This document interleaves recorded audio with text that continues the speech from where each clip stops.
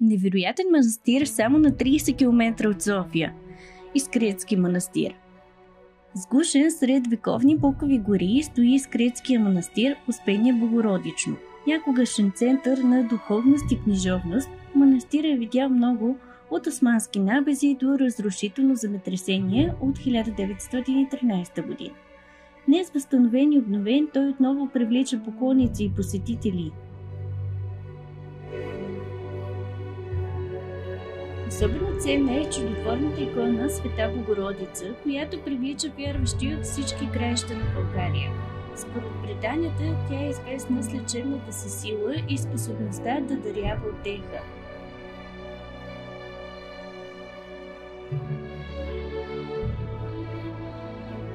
Старите стенописи в църквата, макар и избледнели от времето, все още разкриват библейски истории.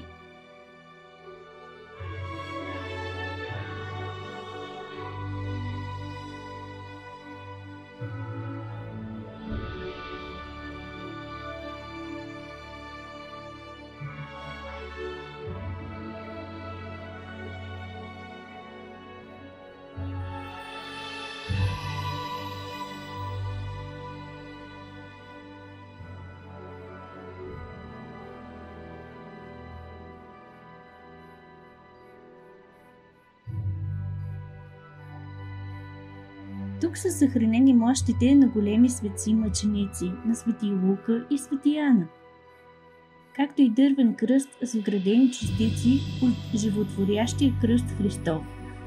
Невероятно, нали?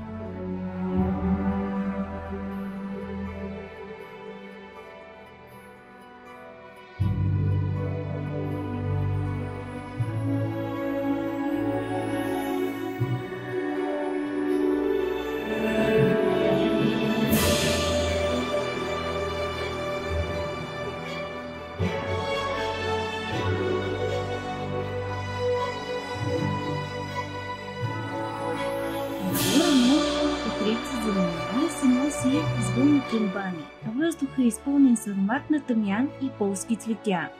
Невероятно място за отдих и спокойствие. Само на няколко крачки от манастира, сред спокойствието на обширен парк, се намира специализирана белодробна болница Цар Фердинанд I. Нейното присъствие тук не е случайно. Чистия планински въздух, мекия климат и лечебната сила на природата я правят идеално място за възстановяване.